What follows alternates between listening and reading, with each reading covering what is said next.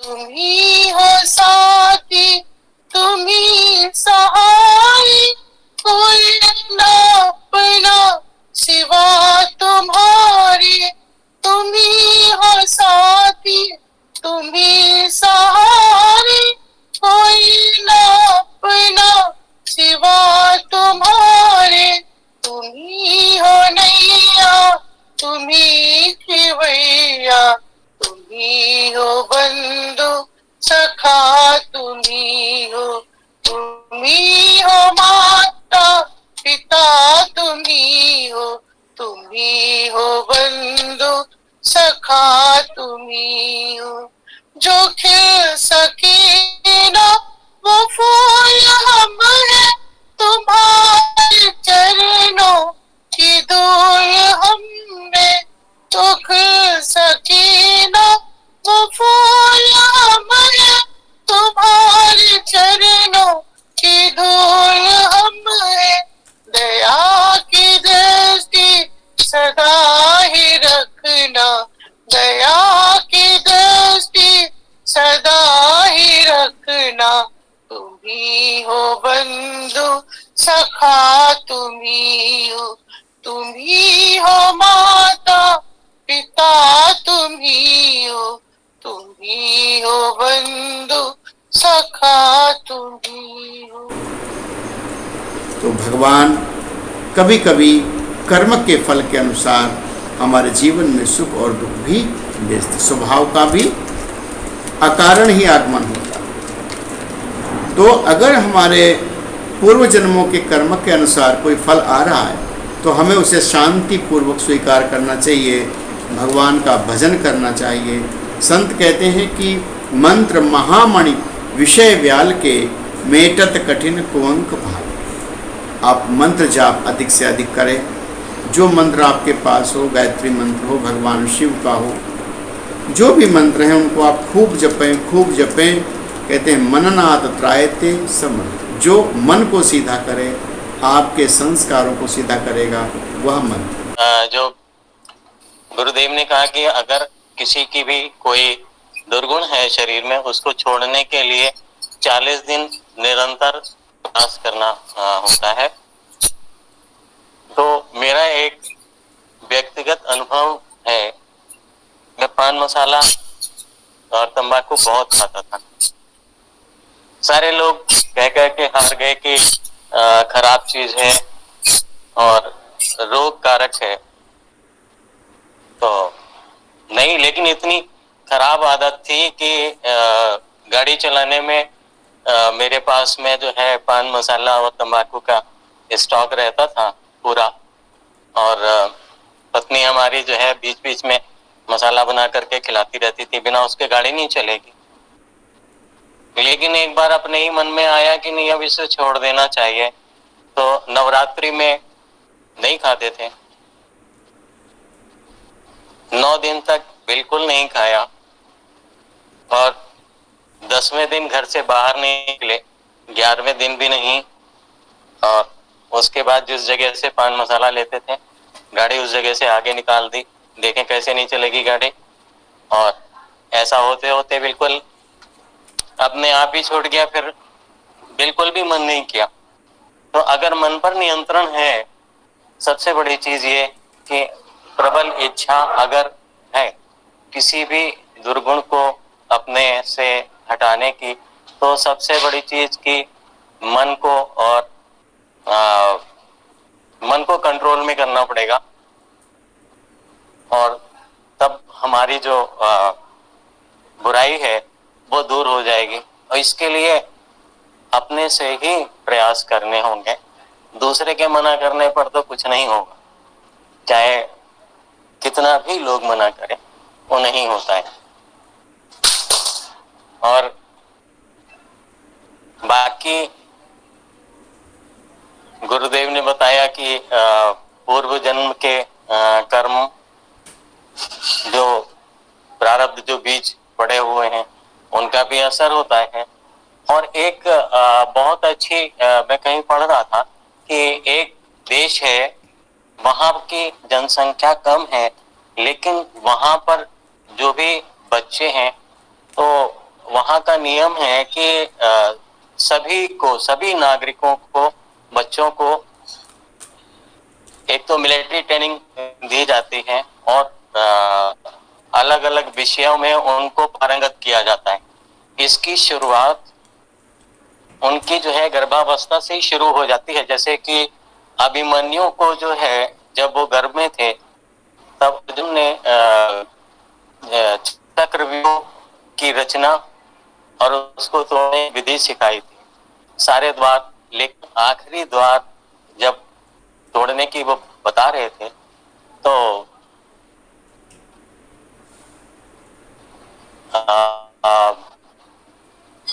जो है अर्जुन बताते रहे और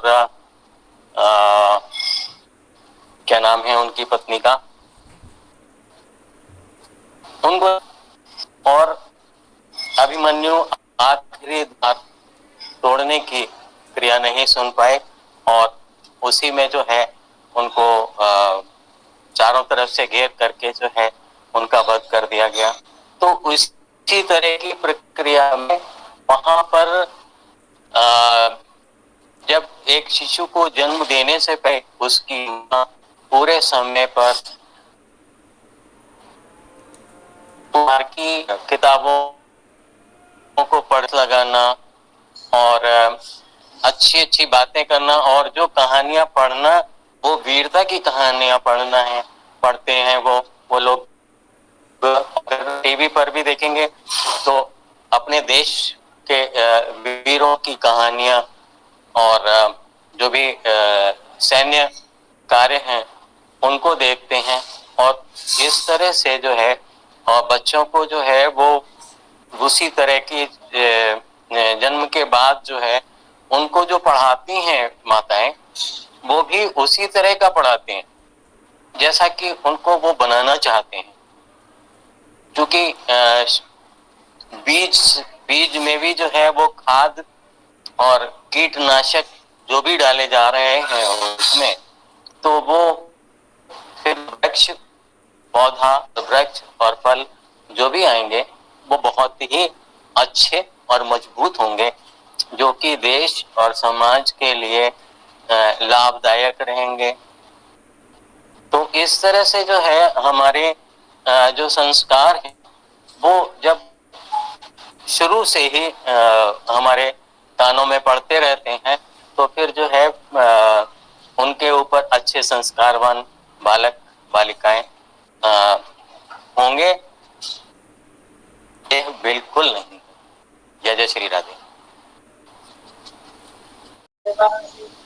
डमरू के बजाने वाले, डमरू के बजाने वाले, हर दुख हरियो भोलेनाथ, डमरू के बजाने। कोई केसर चंदन लाओ, कोई रोली कुमकुम लाओ, कोई केसर चंदन लाओ, कोई रोली कुमकुम लाओ, मेरे भोले तिलक लगाए डमरू के बजाने वाले, मेरे भोले तिलक लगाए डमरू के बजाने वाले, हर दुख हरियो भोलेनाथ, डमरू के बजाने वाले। कोई गंगा जल ले आओ, कोई जमुना जल ले आओ, कोई गंगा जल ले आओ, कोई जमुना जल ले आओ, मेरे भोले करें स्नान डमरू के बजाने वाले, मेरे भोले करें स्नान डमरू के बजाने वाले, हर दुख हरियो भोलेनाथ, डमरू के बजाने वाले। कोई मेवा मिठाई लाओ, कोई भंग धतूरा लाओ, कोई मेवा मिठाई लाओ, कोई भंग धतूरा लाओ, मेरे भोले करें जलपान डमरू के बजाने वाले, मेरे भोले करें जलपान डमरू के बजाने वाले, हर दुख भोलेनाथ, डमरू के बजाने वाले। कोई मृगशाला ले आओ, कोई आसन आके लगाओ, कोई मृगशाला ले आओ, कोई आसन आके लगाओ, मेरे भोल करें विश्राम के बजाने वाले, मेरे बोल कर शाम डमरू के बजाने वाले, हर दुख हरियो भोलेनाथ डमरू के बजाने वाले, हर दुख हरियो भोलेनाथ डमरू के बजाने वाले। ओम नमः शिवाय। राधे राधे। जय श्री कृष्ण। आया एक छोटी सी चर्चा विश्वास के ऊपर। विश्वास जीवन का बहुत महत्वपूर्ण विषय है। कन्या थी, वो कारण से ही 4 साल की उम्र थी, अस्वस्थ रहती थी और अस्वस्थ रहने के कारण उसका पढ़ाई में ज्यादा मन नहीं लगता था। परिवार के सारे बच्चे पढ़ते थे, टाइम से उठते थे, टाइम से खाते थे, लेकिन ज्यादा मन नहीं लगता था। तो उसके घर में मंदिर पास में बना था, माता तो वहां जाती थी। तो उस कन्या का चूंकि पढ़ाई में ज्यादा मन लगता नहीं था,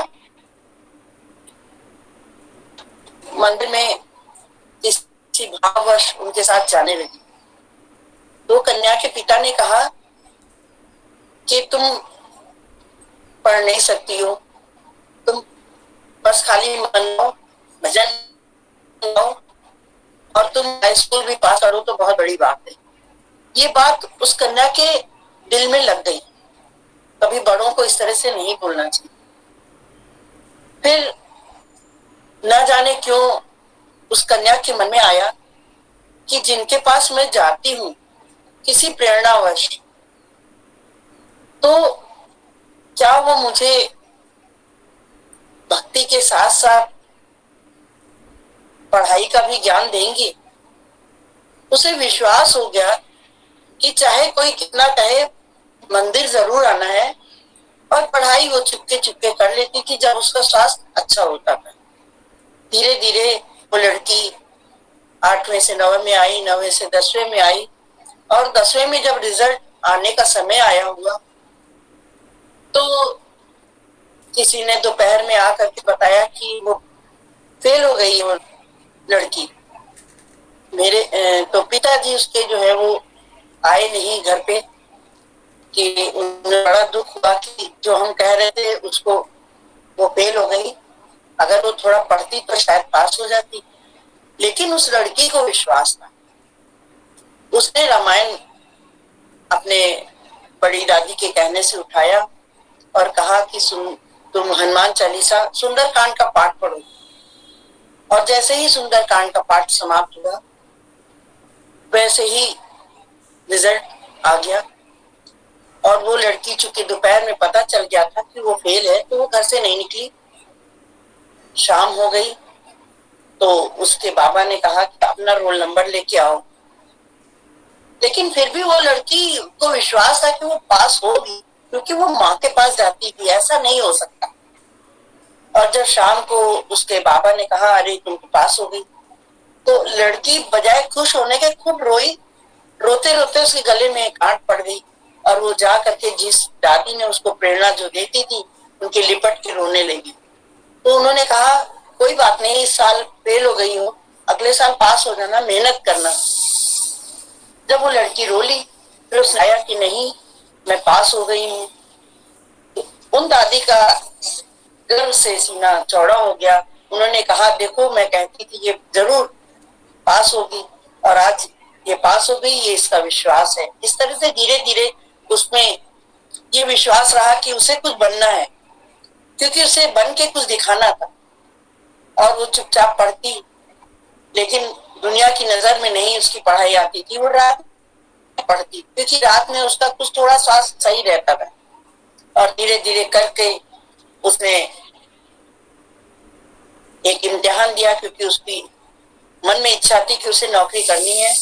और वो माता से प्रार्थना करने लगी, हे माँ मैं जा रही हूँ, अगर तुम मुझको तुम पर बहुत विश्वास है, अगर तुम हमारी रखवाली करती हो तो तुम मुझे ये नौकरी जरूर दिला दो।